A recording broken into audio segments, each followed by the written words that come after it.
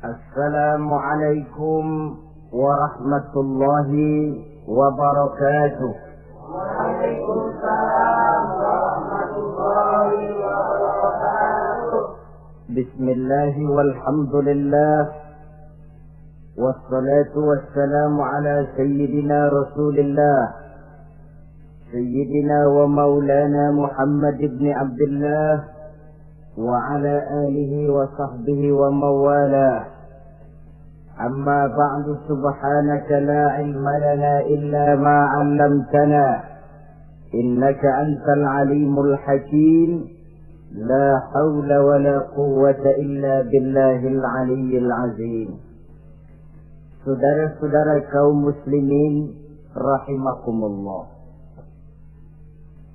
Ada 3 perintah Allah yang berangkai dalam Al-Quran, yang menurut para ulama tidak diterima yang satu apabila yang lain tidak dikerjakan. Di antaranya ayat aqimus shalah wa atuz zakah.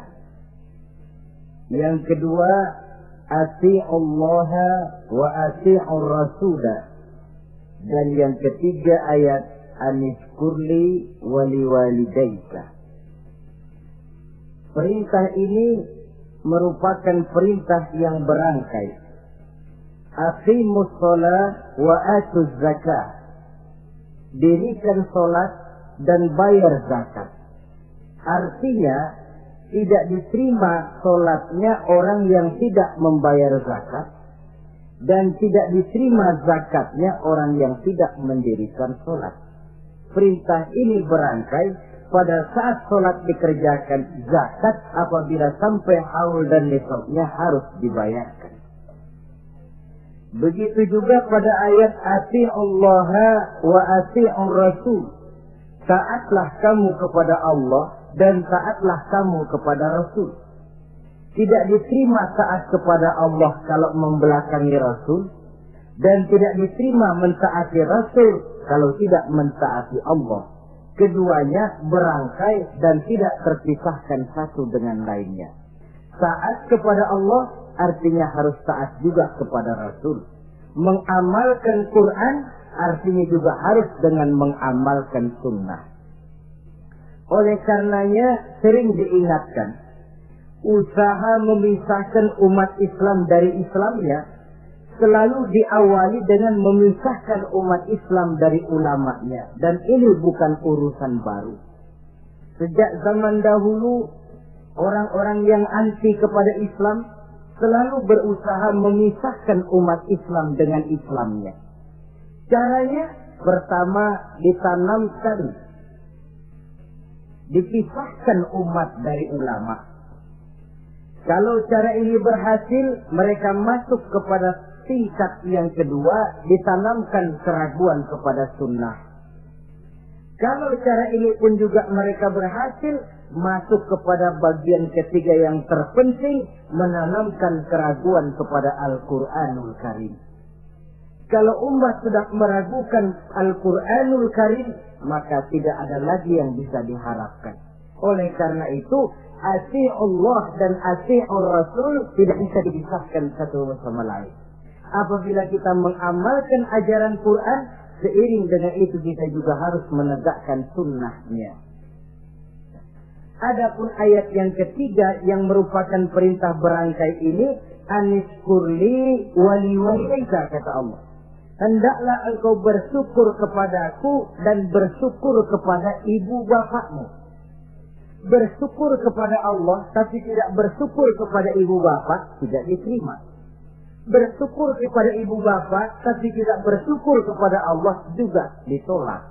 Oleh karenanya keduanya tidak bisa terpisahkan satu sama lain. Orang yang pandai bersyukur kepada Allah, dia harus pandai juga bersyukur kepada ibu dan bapaknya. Bersyukur kepada ibu bapak artinya berbakti kepada kedua orang tua kita. Kalau kita perhatikan, dan inilah pokok yang akan kita bicarakan pada pertemuan ini, soal berbakti kepada ibu dan bapak. Kalau kita perhatikan, Kedudukan kedua orang tua dalam Al-Quran itu tinggi sekali. Kita baca misalnya dalam surah Al-Isra ayat 23. Di sana menjelaskan wa qada rabbuka alla ta'budu illa iyyahu wa bil walidaini ihsana. Dan Allah Tuhanmu telah memutuskan, telah menetapkan, jangan kamu menyembah selain daripadanya dan berbaktilah kepada kedua orang tua. Kita perhatikan tartibul kalimat atau tertib urutan kalimat dalam ayat ini. Pertama, jangan menyembah selain kepada Allah. Yang kedua, berbakti kepada kedua orang tua. Allah, setelah itu kedua orang tua. Begitu tinggi kedudukannya sampai dirangkaikan dengan kewajiban menyembah hanya kepada Allah. Sesudah itu apa? Wabil walidaini ihsana, berbakti, berbuat baik kepada ibu dan bapak. Dulu dalam surah An-Nisa ayat 36 kita temukan wa'budullaha wa la tusyriku bihi syai'a wa bil walidaini ihsana. Sembahlah Allah, jangan engkau sekutukan Ia dengan sesuatu pun, dan berbuat baiklah kepada kedua orang tuamu. Lagi-lagi di sini perintah bertauhid, perintah menyembah hanya kepada Allah dirangkaikan dengan perintah berbakti kepada kedua orang tua. Dalam kehidupan sehari-hari biasanya perintah penting lahir pertama.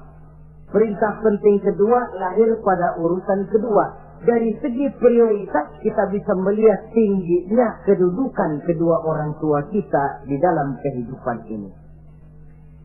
Lalu orang tua adalah bapak dan ibu. Keduanya mempunyai peranan yang sangat besar sejak lahirnya kita ke alam dunia ini sampai kita meningkat menjadi anak-anak, remaja, dewasa. Bapak misalnya kita lihat sibuk mencari nafkah. Ia pergi pagi, pulang sore, peras keringat, banting tulang. Karena cita dan harapan agar anaknya kelak hidup lebih baik dari dia sekarang ini. Dan untuk itu dia rela peras keringat, banting tulang. Seolah-olah dia berkata, ayahmu biarlah kaki jadi kepala, kepala jadi kaki, asal kau kelak jadi orang. Yang kadang-kadang setelah kita sang anak ini jadi orang, sering lupa kacang akan kulitnya. Sehingga boleh jadi orang lalu berkata, kalau orang tua kaya, anak jadi raja. Kalau anak yang kaya, orang tua sering jadi budak. Orang tua kaya, anak jadi raja. Apa yang dia mau jadi kenyataan. Tapi kalau anak yang kaya, kadang-kadang orang tuanya yang jadi budaknya. Lalu di samping sibuk mencari nafkah, bapak juga memberikan perlindungan dalam kehidupan ini. Menjadi simbol wibawa yang pada suatu saat kita akan merasakannya kalau dia sudah tidak ada. Begitu barangkali kecenderungan orang, seperti kata Imam Al-Ghazali, kamu baru merasa pentingnya suatu nikmat kalau dia sudah hilang dari diri kamu.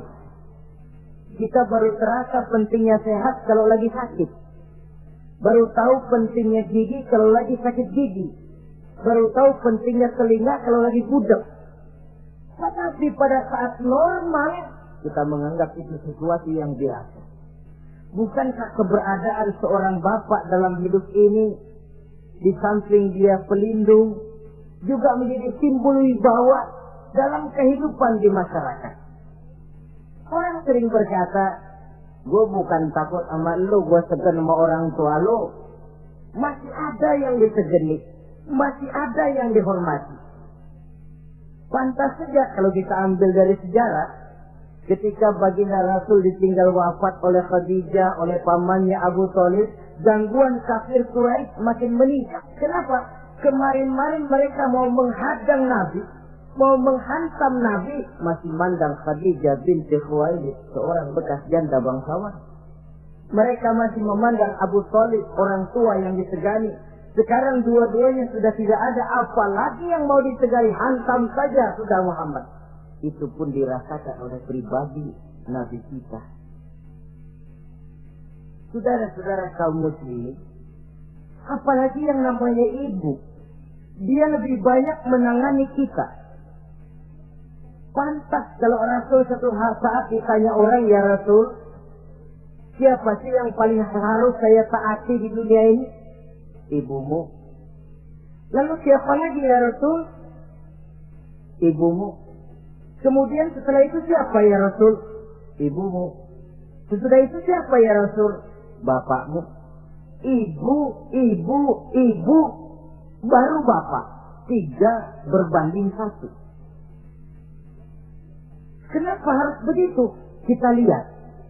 Pertama yang namanya ibu, sejak proses kehamilannya sudah istilah Quran hamalathu wahnan ala wahnin.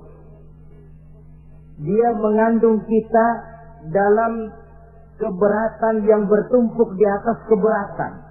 Berat kuadrat. Bahkan sebelum itu, sejak ngidam anaknya, ibu kita itu sudah kita siksa. Yang kepengen dimakan, yang bukan-bukan. Muntah, nggak karu-karuan. Keinginan yang tidak musim. Sampai ketika terjadi proses kehamilan. Dari hari ke hari hamilnya makin lama, makin berat, makin lama, makin besar. Kemana-mana dibawa. Belum pernah ditaruh. Ini berat, mau ke pasar, taruh dulu sebentar. Tidak. Itu ya, saudara. Orang hamil itu ya. Saya sendiri alhamdulillah belum pernah hamil. Tapi kalau kira-kira 2 kilo, itu ada itu. Umpama pengen ngerasain, cari kelapa yang beratnya kira-kira 2 kilo, jantung di perut kemana-mana bawa. Apa enak kayak begitu? Kehamilannya makin lama makin besar, makin lama makin besar. Tidurnya pun sudah serba sulit dan serba salah. Sampai dia kepada saat kelahirannya, saat melahirkannya, berhadapan dengan 2 pilihan. Kalau tidak hidup, mati. Dan seorang suami tidak pernah menghadapi saat-saat kritis macam gitu. Paling-paling waktu istrinya melahirkan, dia cuma nungguin di depan pintu. Bingung, gelisah, tapi masih sempat ngerokok.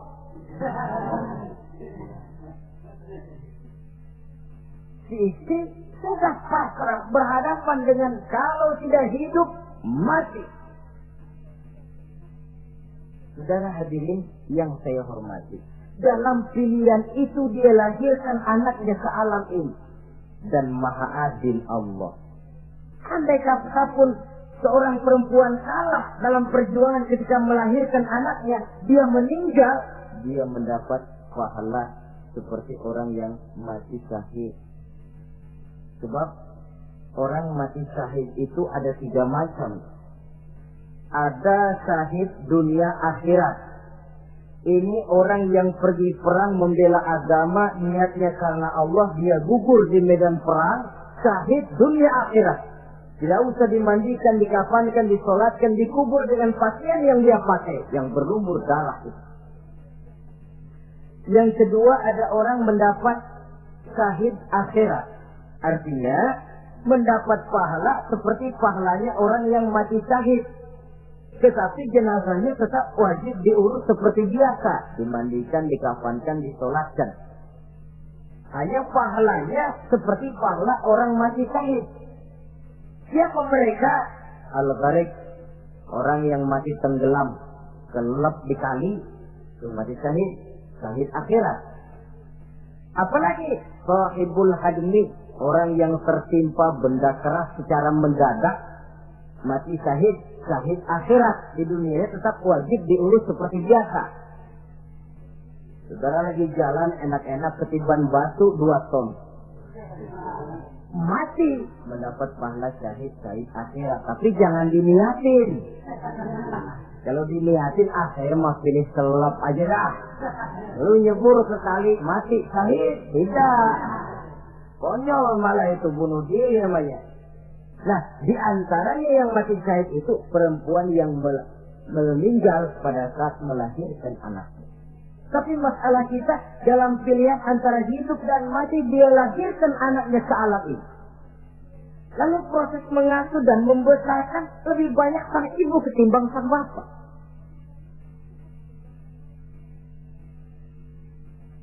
Tengah malam, bapaknya sudah asik tidur lelap. Si ibu masih saja berkutat dengan anak bayinya. Dibungkusnya pakaian, si anak pun pipis, digantinya itu. Setelah itu dijaganya juga dari gigitan nyamuk. Sehingga pepatah bilang, kasih ibu sepanjang jalan, kasih anak sepanjang jalan. Ini berarti bahwa bagaimanapun upaya hendak menebus jasa daripada ibu, memang sulit untuk tersebut. Oleh karenanya, saudara-saudara, pantas saja kalau Nabi sampai 3 kali ibumu, setelah itu bapakmu. Nah, oleh karenanya, apa sebenarnya kewajiban seorang anak kepada kedua orang tuanya? Dengan kata lain, bagaimana kita berusaha untuk berbakti kepada ibu bapak ini? Di dalam kitab Tanbihul Ghafilin ada dijelaskan, lil walidi 'alal waladi asharatu huquqin. Orang tua mempunyai 10 hak terhadap anaknya. Dengan kata lain, kewajiban anak kepada orang tuanya ada 10. Pertama, at-ta'am in ihtaja. Memberikan kedua orang tua makan kalau dia keduanya memerlukan makanan. Malah yang lebih ideal dia usahakan agar makanan yang diberikan kepada kedua orang tuanya lebih baik dari yang dia makan sendiri. Kita kadang-kadang beli juga kue, buahan, tapi kita sortir dulu. Di rambutan yang kontes-kontes kasih babak sono. Saudara hadirin yang saya hormati, suatu saat Nabi Musa pernah memohon kepada malaikat Jibril, ya Jibril, tolong tunjuki siapa kira-kira teman saya di surga nanti. Lalu Jibril mohon kepada Allah, Allah memberitahu Jibril kasih tahu Musa, temannya di surga nanti tukang daging di pasar, jualannya di pojok parasnya begini-begini, semir. Nabi Musa ingin tahu apa keistimewaan tukang daging ini kok akan jadi teman saya di surga nanti. Dia samperin, Assalamualaikum. Waalaikumsalam. Lalu kenalan. Setelah datang waktu pulang, Nabi Musa ikut ke rumah tukang daging ini. Dia ambil daging. Sampai di rumahnya, itu daging dia rebus.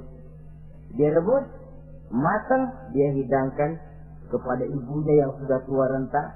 Disuapinya ibunya. Tiap hari kamu kerjakan ini? Tiap hari, kata si anak tadi. Saya beri makan kedua orang tua ibu saya yang sudah tua renta itu. Si ibu setelah disuapin oleh anaknya berdoa, Allahumma ja'al ibni jalisa Musa fil jannah. Ya Allah, jadikanlah anak saya ini teman Nabi Musa di surga nanti. Amalan si anak cuma nyuapi ibunya, tapi doa ibunya itu yang dijawab dan diterima oleh Allah.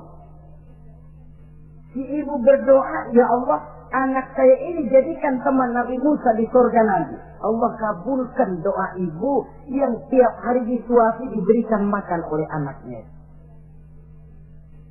Jadi tahulah kita sebagai anak ini, ibadah kita barangkali menyebabkan doa kita belum begitu diterima oleh Allah. Permohonan kita barangkali masih nyangkut di langit. Tapi kalau kita bisa menyenangkan hati ibu bapak kita yang mendoakan kita, insya Allah makbul. Orang tua itu doanya makbul, sumpahnya juga manjur. Kalau ibu sudah berkata, nak, air mata yang tertumpah terurai untuk mengasuh dan membesarkanmu, nak, air susu ibu yang kau minum sampai kau tumbuh menjadi dewasa semacam ini, seluruh cucuran keringat dan jerih payah ibu rela, nak, mudah-mudahan kau jadi orang berguna. Insya Allah hidup ada berkahnya. Tapi kalau hati orang tua sudah masyhur, apalagi sampai keluar sumpahnya, banyak legenda-legenda, entah itu yang namanya si maling kundang, anak durhaka, entah itu riwayat-riwayat lain yang menjelaskan bahwa tidak ada keberkahan yang bisa tegak tanpa doa dari ibu dan bapak. Saudara-saudara kaum muslimin yang saya hormati, memberikan makan kepada kedua orang tua. Sekarang kalau kedua orang tua mampu bagaimana? Tidak jadi soal. Tidak jadi soal orang tua mampu atau tidak kita memberikan, mengirimkan makanan. Apalagi kalau orang tua kita sudah lanjut usianya, ialah kalau umur 40-50 tahun masih bisa makan sendiri. Tapi pada saat saudara yang berbahagia dikaruniai orang tua berumur panjang, 70, 80, 90 tahun, sesuai dengan janji Allah, wa man nu'ammirhu nunakkishu fil khalqi. Siapa yang kami panjangkan umurnya, kami kurangi bentuk kejadiannya. Artinya berkurang nikmat Allah itu. Panjang umur, nikmat berkurang. Artinya mata sudah lamur, pikiran sudah rada pikun. Nunakkishu fil khalqi. Berkurang kejadian asalnya itu. Kesempurnaannya sudah tidak ada lagi. Mengurus orang tua macam begitu memang kalau nurutin pegelnya ya makan nasi.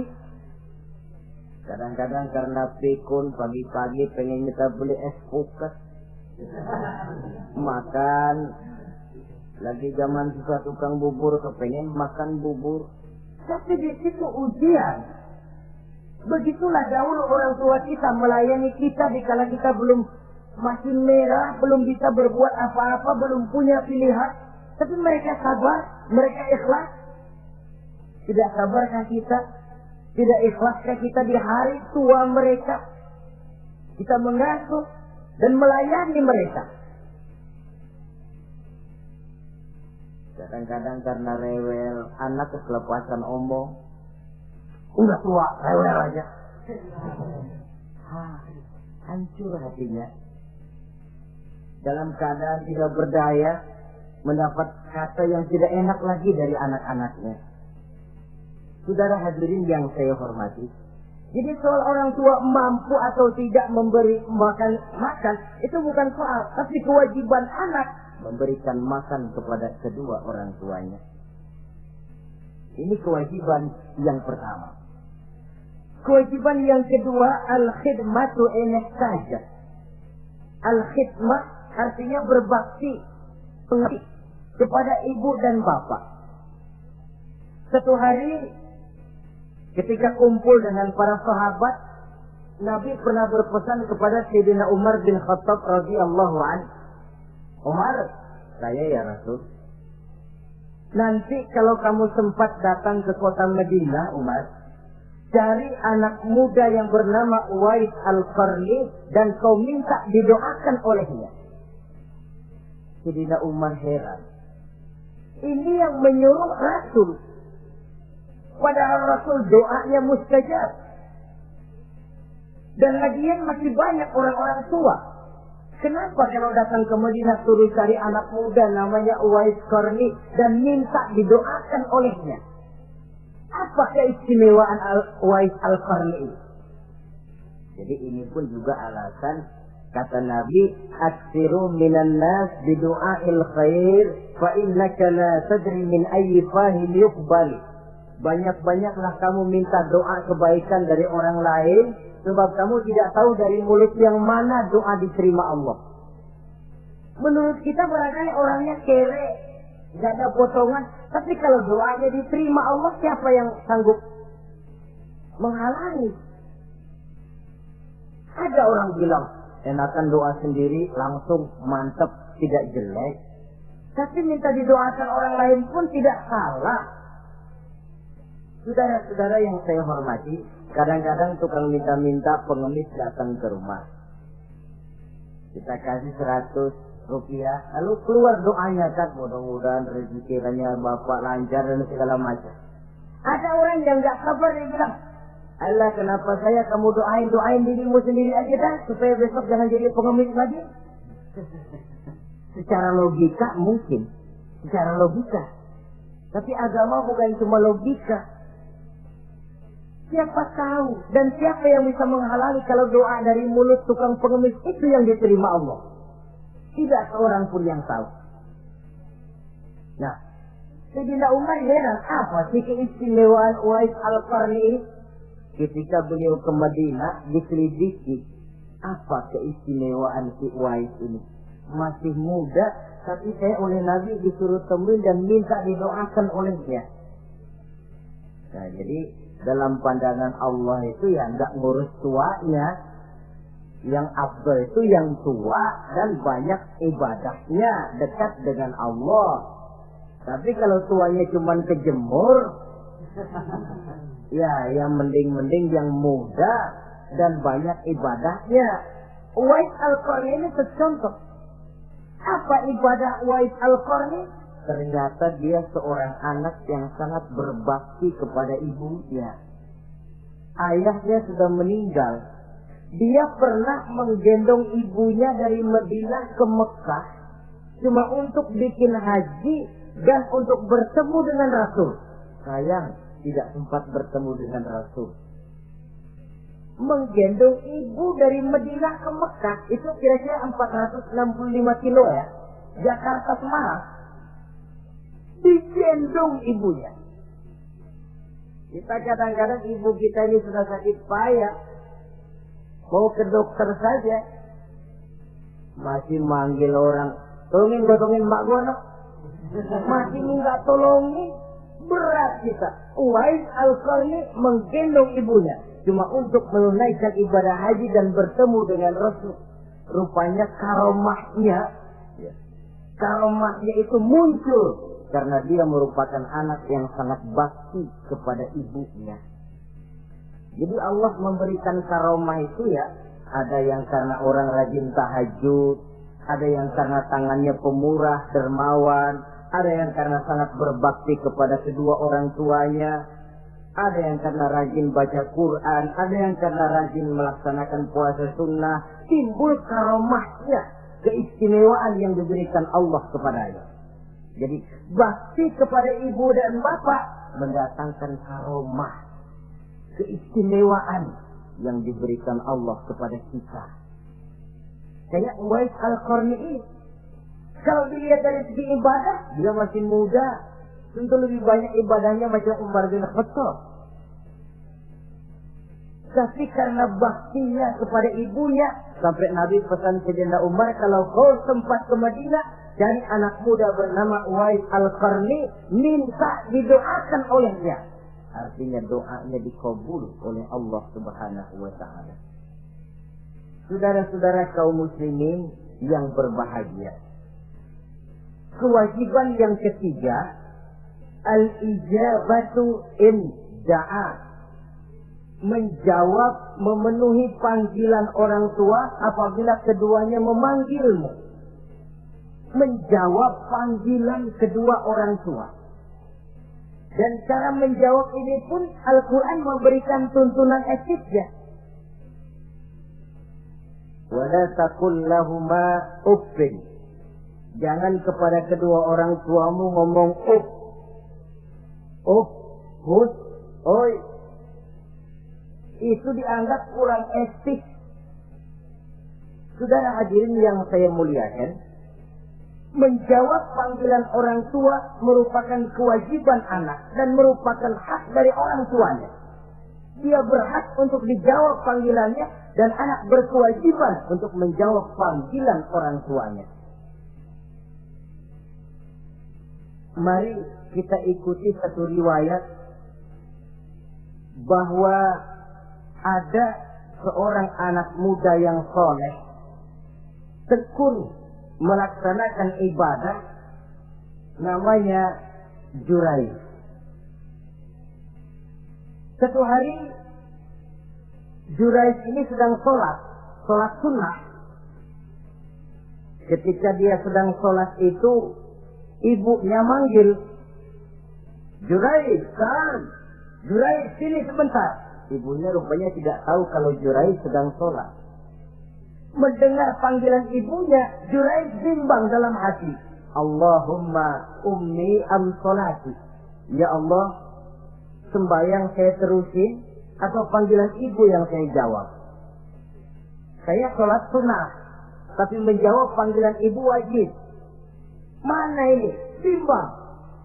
Dia, ibunya manggil lagi, Juraij, ta'ali, Juraij, sini. Makin bimbang. Allahumma ummi am sholati. Ya Allah, yang mana? Sholat terus atau menjawab panggilan ibu? Rupanya dia pilih sholat terus, saudara-saudara. Dia tidak jawab panggilan ibunya.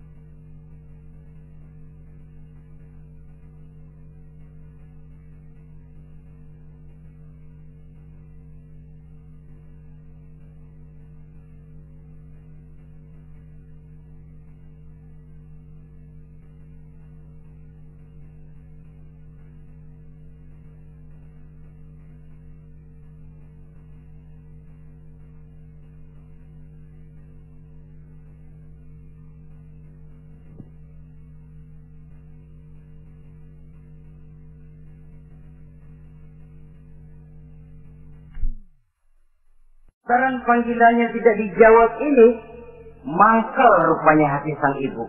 Ya Allah, Juraij ini saya lahirkan dia antara pilihan hidup dan mati.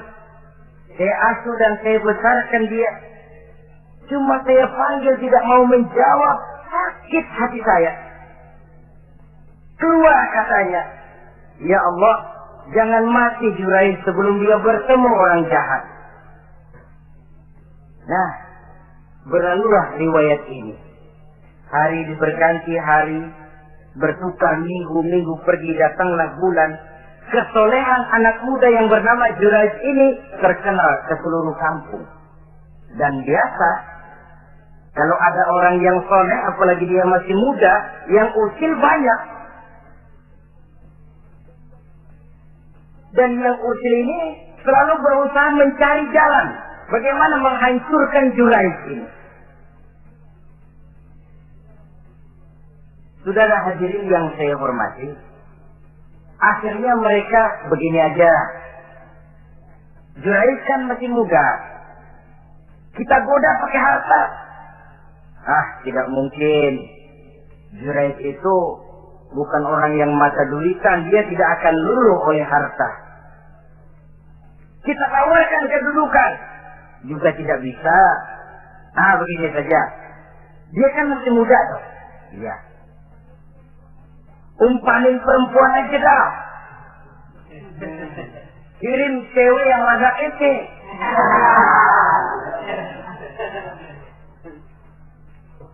Dicarilah perempuan untuk menggoda Juraij ini. Sampai satu malam Juraij sedang ibadah di mihrab dalam masjid, masuk perempuan ini dengan langkah gemulai, dengan suara merdu mendayu-dayu, mencoba merayu, membujuk, memperdaya, mempesona Juraij. Tapi tidak kena. Sejak dari berpakaian lengkap si perempuan ini, sampai bahasa Arabnya Orianun Tolik, tanpa keserai benang pun lagi lekat di badannya. Menggoda Juraij, memegang Juraij, muter-muter di depan Juraij, tanpa selembar benang pun lekat di badannya.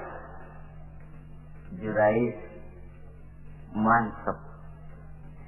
Si perempuan karena sudah kadang merasa dibayar lalu nggak berhasil kan malu. Akhirnya dia keluar dari masjid. Dia pergi ke sebuah kampung. Di sana dia berzina dengan seorang pengembala kambing. Dan hamil. Ketika hamilnya besar, si perempuan ini kemana-mana pidato.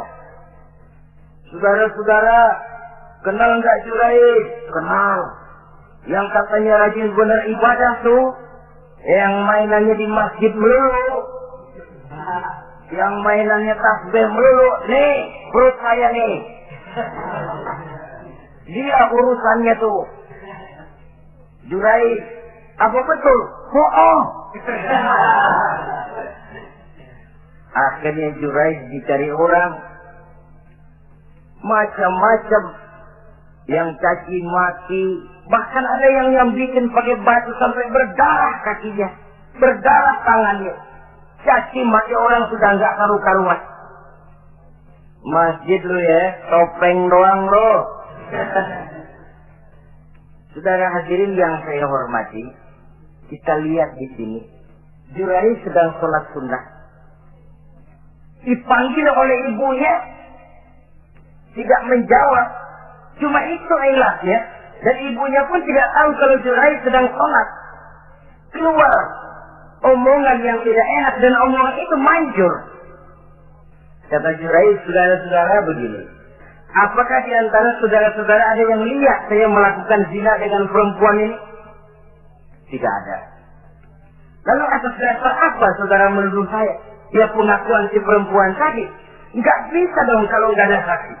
Sekarang begini saja. Bagaimanapun saya ngotot, saudara nggak percaya, kita tunggu saja sampai si bayi ini lahir. Kita tanya dia nanti siapa bapaknya. Baiklah kalau begitu. Ditunggulah saat kelahiran sang bayi. Begitu bayi itu lahir ke alam ini, bron merah, masih orok. Setelah dibersihkan, ditekan perutnya oleh Juraid. Ya gulam, kul man abak.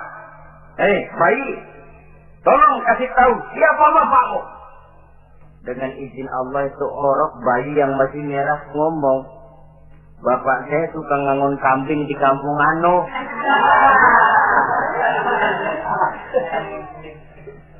Kata Juraid tuh kan, gua tuh juga bukan gua ya. Gak percaya sih ente, main sabot aja. Begini akhirnya nih.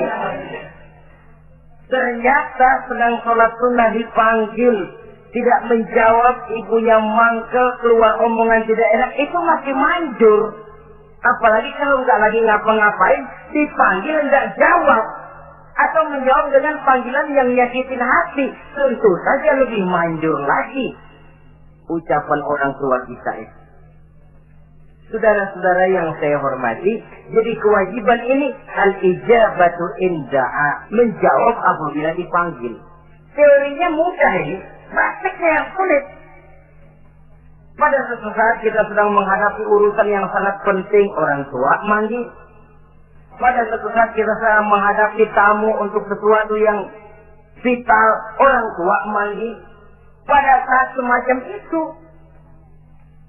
seperti ada hadis, tuan rumah wajib menghormati tamu. Itu sih mudah dalam situasi normal. Tapi coba, malam kita sudah nggak tidur. Begitu mau tidur, baru mau ngeliat, Assalamualaikum tamu. Kondisi begini untuk mengamalkan hadis tadi bisa apa tidak menghormati tamu dalam kondisi yang memang kita ini sudah mestinya istirahat. Mestinya kan hati kita. Kamu nggak tahu diri banget, gue mau tidur. Datang. Kalau kondisinya normal, menghormati tamu bukan sesuatu yang sulit. Begitu juga menjawab panggilan orang tua ini. Kalau kondisinya normal, mudah.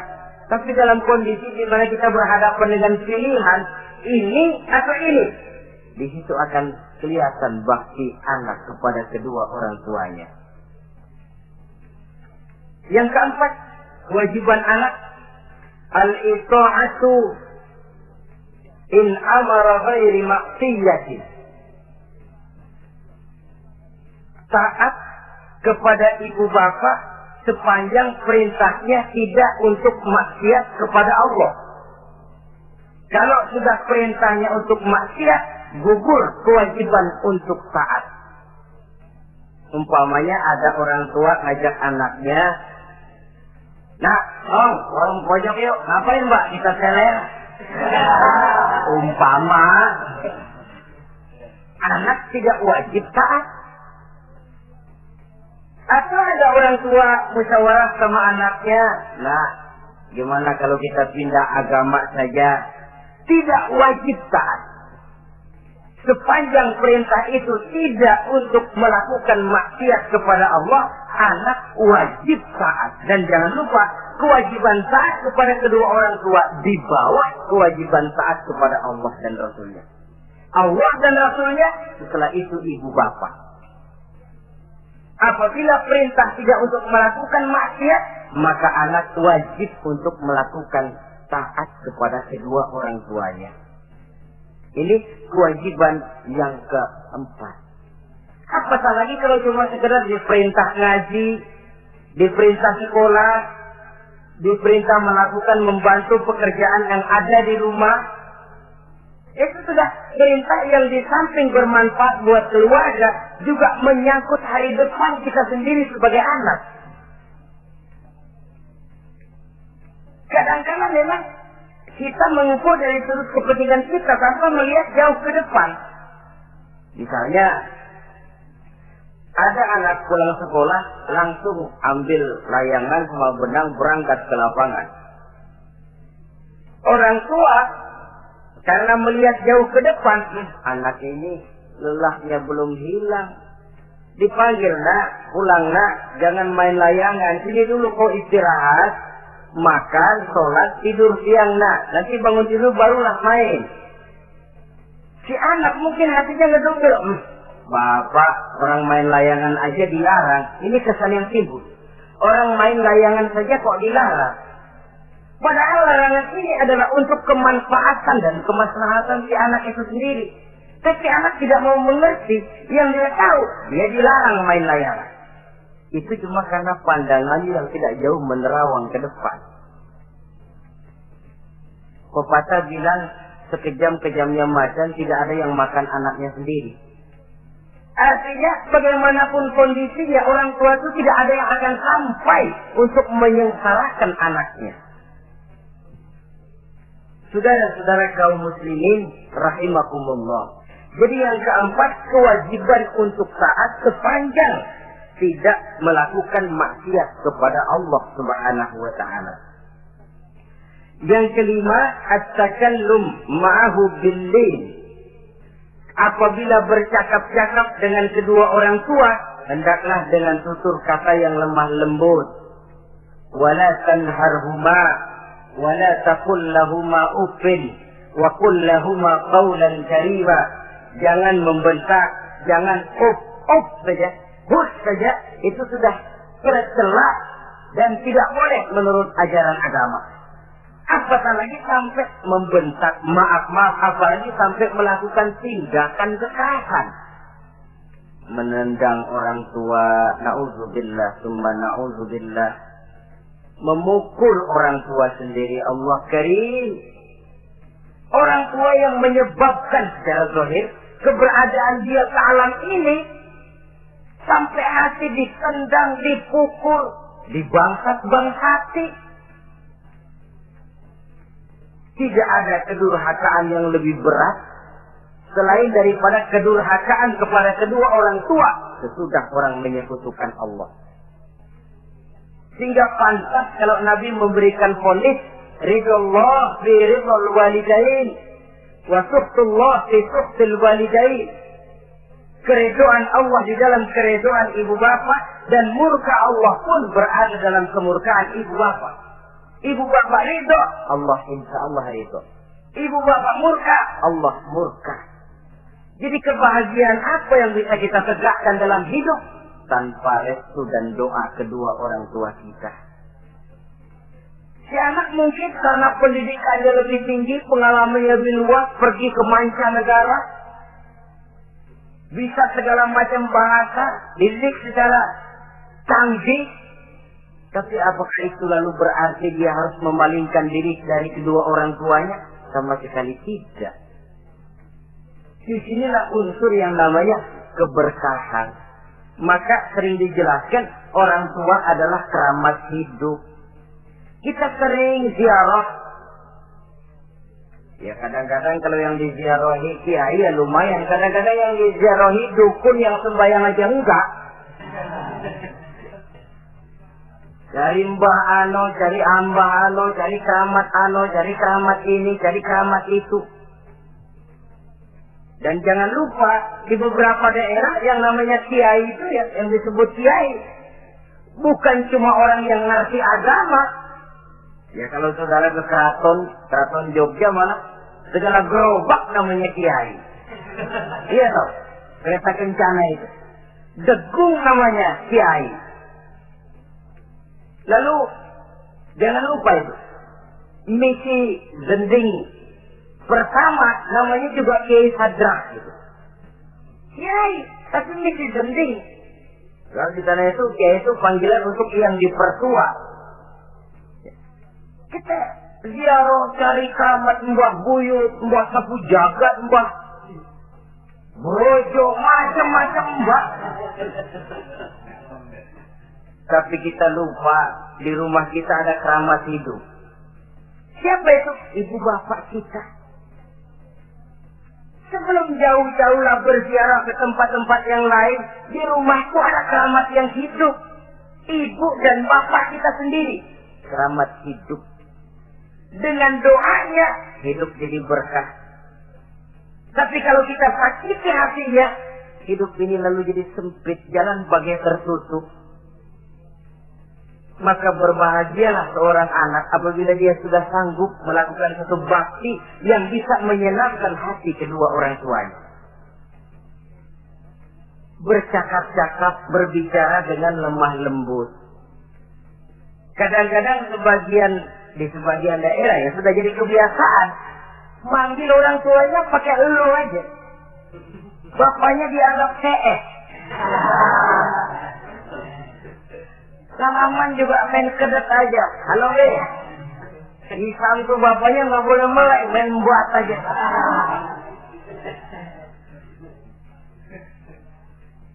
Dari panggilan saja, saudara hadirin yang saya muliakan, sudah memberikan cermin. Sebab bahasa adalah cermin dari pribadi orang. Kalau kepada orang tua kita sendiri kita memakai bahasa yang kasar, cermin bahwa pribadi kita memang pribadi yang kasar. Jadi pantas kalau agama mengatakan, apabila kedua orang tuamu sudah mencapai usia lanjut, wala tanharhuma, jangan membentak, wala taqul lahuma uffin, jangan berbicara wa qul lahuma qawlan karima, sampaikan berbicara kepadanya dengan qaulan karima, kata-kata yang mulia, bukan kata-kata yang bagus dan indah diminta, qaulan karima, kata-kata yang mulia. Ya Allah, luhur indah betul bahasa Quran ini. Berbicara kepada kedua orang tua dengan kata-kata yang mulia. Jadi sekedar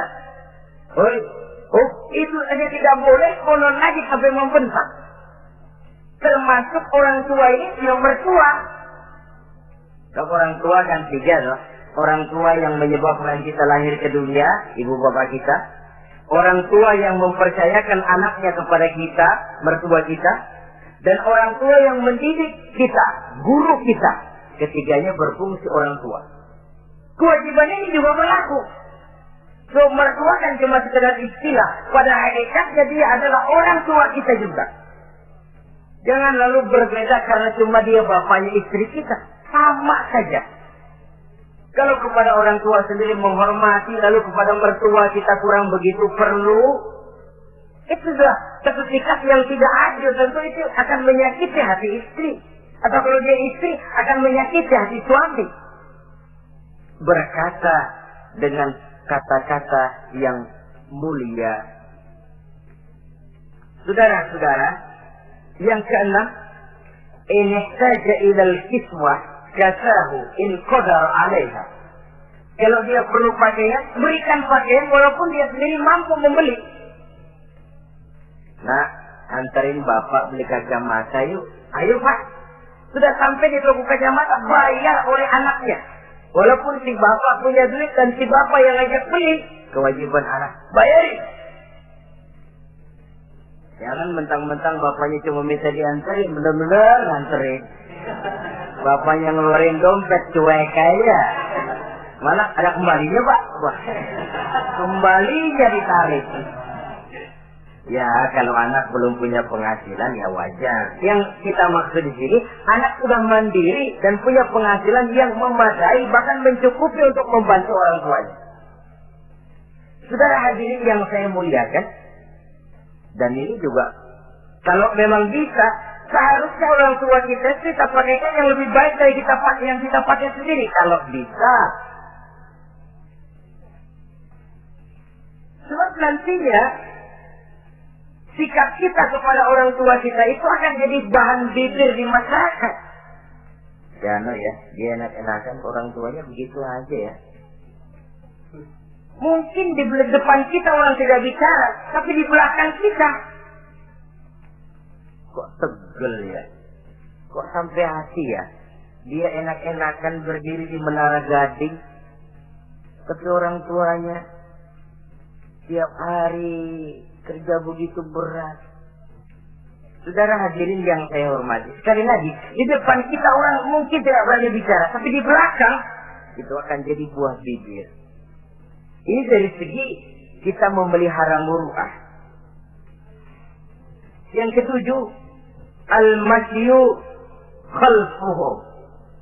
Kalau jalan mengiring, artinya di belakang orang tuanya. Ini adabnya. Adab berjalan.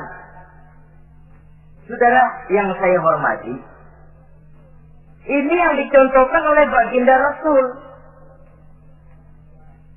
Jika berjalan dengan orang-orang tua, beliau belakangan.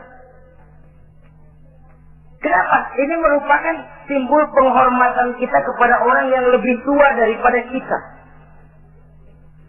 Tidak mentang-mentang karena pendidikan lebih tinggi, merasa dirinya lebih tahu, lebih pengalaman, selonong boy.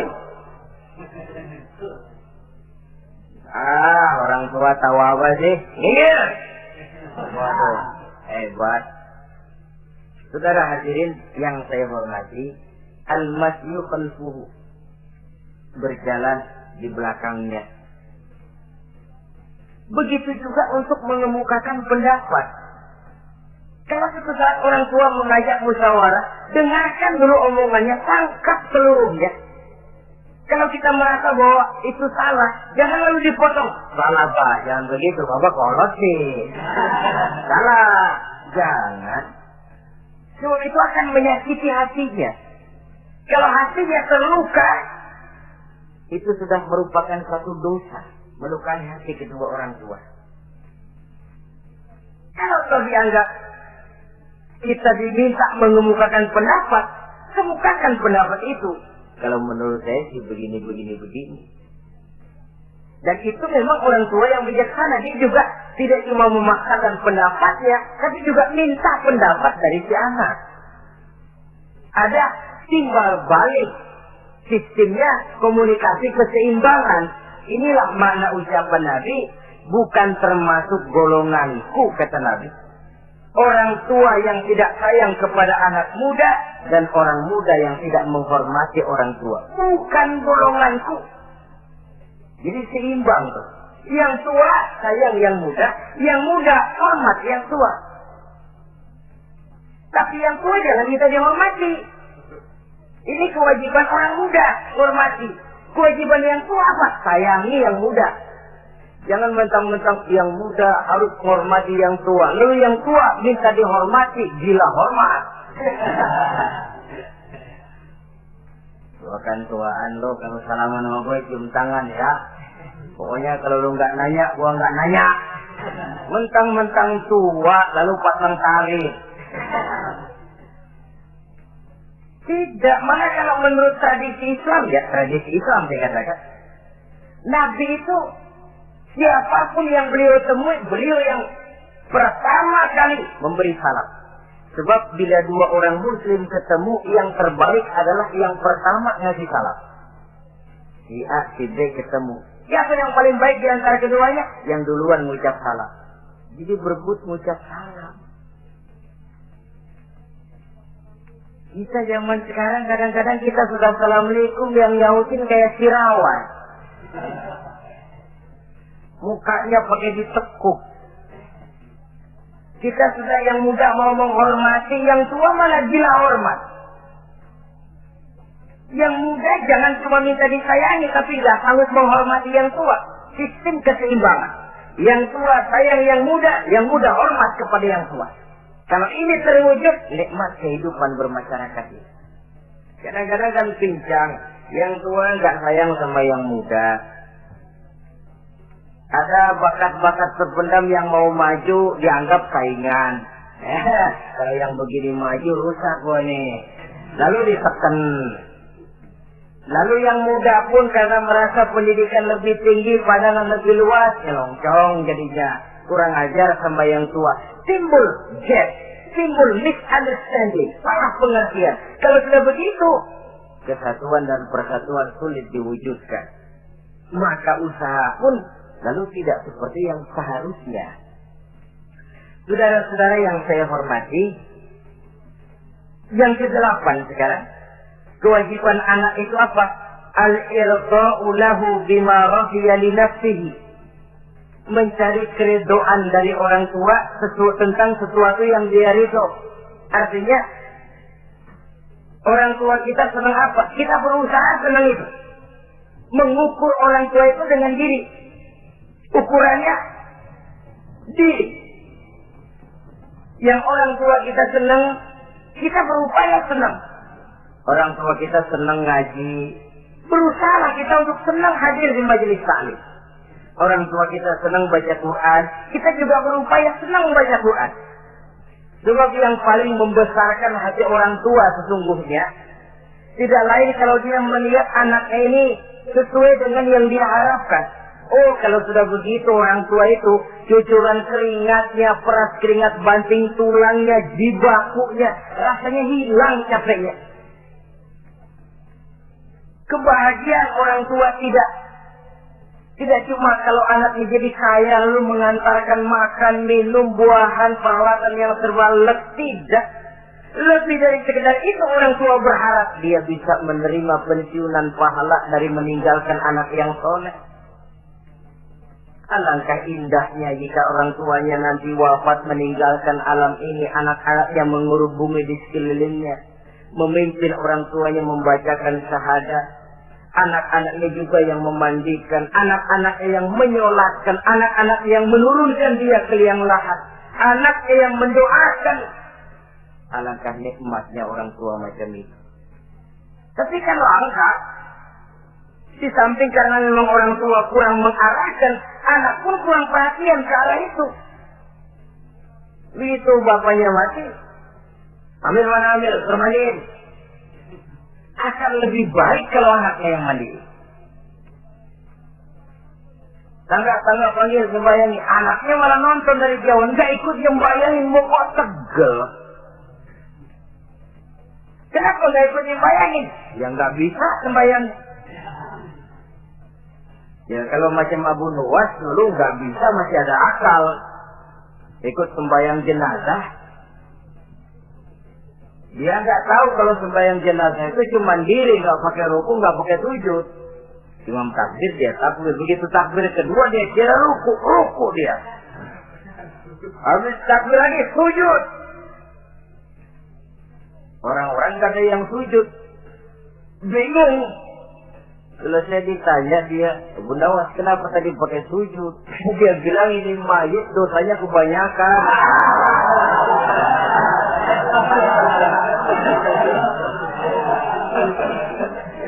Jadi kalau nggak pakai sujud dosanya nggak diterima katanya. Dosanya nggak diampuni kalau nggak pakai sujud. Makanya saya pakai sujud. Itu sih akal-akalan. Jawaban orang kepepet namanya. Saudara hadirin yang saya hormati, baiklah ya. Yang ke-9, al-ikrahu lahu bima yakrahu li nafsihi, membenci apa yang dibenci oleh orang tuanya. Orang tua kita enggak senang judi, jangan dekati judi. Orang tua kita enggak suka minuman keras, jangan cekek botol. Orang tua kita enggak senang kalau kita pulang sampai pagi misalnya, jangan pulang pagi. Orang tua kita enggak senang kita hanyut dalam arus pergaulan bebas, batasi pergaulan untuk menjaga hatinya. Kalau kita senang, tapi di depan orang tua kan harus berusaha menjaga hati kedua orang tua kita. Ini tidak berarti bahwa di depan orang tua baik, lalu di belakang orang tua merdeka. Kalau di depan orang tua mak alam, begitu orang tua hilang merdeka, lalu berbuat semau-maunya, tentu tidak. Lalu yang ke-10, ad-du'a lahu bil maghfirah kullama da'a li nafsihi, mendoakan kedua orang tuanya tiap kali dia mendoakan dirinya. Ya, kewajiban anak tidak lupa tiap kali berdoa untuk dirinya. Orang tuanya disertakan, Rabbighfirli wali walidayya, ampuni saya dan ampuni dosa ibu bapak saya. Pak, itu kalau orang tua masih hidup, ya. Sekarang kalau orang tua sudah meninggal, bagaimana berbaktinya? Gampang. Pertama, antasila akrabaihima, bersilaturahmi dengan kerabat yang ditinggalkan oleh orang tuanya. Jadi jangan setelah orang tua mati lalu kehabisan obor. Orang tuanya kita senang, anaknya kita benci. Sama aja ngebenciin orang tuanya. Kan sering kejadian begitu. Zaman orang tuanya masih hidup, kawan medok, kawan lengket, orang tuanya udah mati, turunannya malah dimusuhin. Itu juga nyakitin orang yang sudah meninggal. Bersilaturahmi dengan kerabat yang ditinggalkan. Yang kedua, kalau orang tua sudah meninggal, cara berbuat baiknya bagaimana? Antastaghfir lahuma wa tad'u lahuma, memohon ampun dan mendoakan keduanya. Itulah jadi orang soleh nikmatnya. Sudah mati pun orang kita masih kebagian doa. Orang soleh kemana-mana didoakan orang. Dia lagi tidur, ada yang sembahyang, dalam tahiyat dia baca Assalamu alaina wa ala ibadillahi sholihin. Ya Allah, berikan keselamatan kepada kami dan kepada hamba-hambamu yang soleh. Ini orang yang soleh, semua orang soleh kebagian doa itu. Walaupun dia lagi tidur, tidurnya didoakan orang. Dia sudah mati, kuburnya diziarahi orang, dibacakan doa. Lain kalau bajingan, liwat di kuburan orang serem. Bajingan kemarin mati dipendam di sana. Lu jangan lewat sana, lu kesurupan. Liwat orang ngeri. Bagaimana lagi mau mendoakan? Yang ketiga, orang tua yang sudah meninggal itu cara berbaktinya wa anta tasaddaqu lahuma. Kalau ada rezeki, bersedekah atas nama keduanya. Pak, 100.000 untuk pembangunan masjid, saya lihat pahalanya untuk almarhum kedua orang tua saya. Insya Allah sampai. Kalau tidak sampai, Rasul tidak akan mengajarkan badal haji. Untuk apa? Diajarkan badal haji artinya amalan orang yang masih hidup ada kaitannya dengan orang yang sudah meninggal. Bersedekah atas nama kedua orang tua. Saudara hadirin yang saya muliakan, mudah-mudahan Allah menjadikan kita anak yang bisa berbakti kepada kedua orang tua kita. Amin. Ini sajalah pertemuan kita yang singkat ini. Terima kasih atas segala perhatian dan mohon maaf atas segala kekurangan. Usikum wa nafsi bi taqwallah. Wassalamualaikum warahmatullahi wabarakatuh. Waalaikumsalam warahmatullahi wabarakatuh.